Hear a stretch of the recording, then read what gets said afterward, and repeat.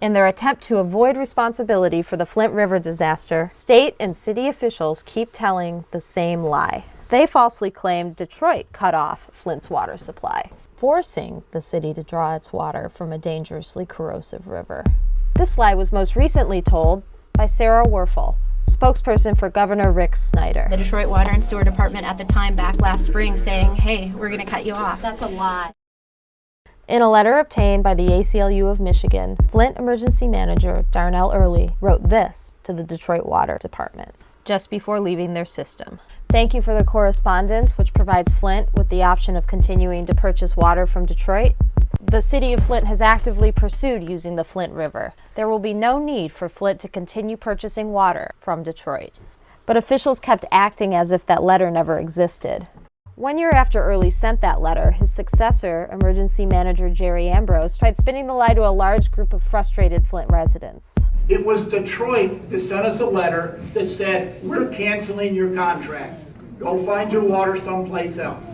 All right? And we said, I'm not sure that's true. well, Detroit did terminate a 50-year-old contract with Flint, but it was only to renegotiate rates. The lie is that Detroit said, go find your water someplace else. Detroit repeatedly attempted to enter into a new deal that would keep clean, safe water flowing to Flint.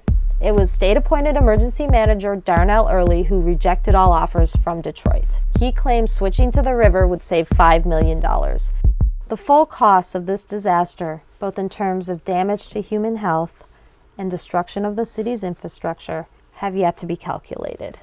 But the liability will be immense.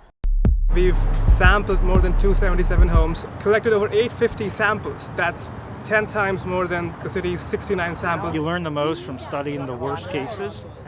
And unfortunately, this is one of the worst cases of lead in water arising from bad engineering and science decisions. The whole problem arose because this corrosive water source was put into this distribution system. So the corrosion's eating up the pipes, it's eating up the iron pipes, it's causing main breaks, it's causing discolored water. In about 20% of the homes, there's just too much lead. We recently found out that the National Science Foundation gave us a rapid response research grant of $50,000 to look at Flint problem for a year. So we are around for a while. All right. Immediately following that announcement, Flint Public Works Director Howard Croft brought out the same lie, placing blame for the switch to river water on Detroit. And we were kicked off their system. But Croft changed his story when confronted with our evidence. When we were terminated from the contract with Detroit, Let me just address that. I have a letter from Darnell Early saying the city of Flint has decided not to continue using Detroit water. And I have a letter saying that. I'm not disagreeing okay. So the city chose not to stay with Detroit. Once the contract was terminated, I think evaluations have gone on all the way up to the state level on what would the best course of action would be for the city of Flint, and that was the determination. All the way to the governor's office? All the way to the governor's office. It was when asked if Governor Snyder was responsible for the switch to the Flint River that his spokesperson decided to tell the lie. Howard Croft, the Director of Public Works for Flint, in a recent interview said the decision to switch to the Flint River came out of the governor's office. I can't address that at all. In fact, because at the time, you go back to the history of this, making the switch, the Detroit Water and Sewer Department at the time back last spring saying, hey, we're going to cut you off. After 18 months of public outcry, Governor Snyder recently held a press conference to announce that Flint would return to the Detroit system. During that press conference, it was disclosed that lead in the water of one Flint school was nearly 7 times higher than the federal action level.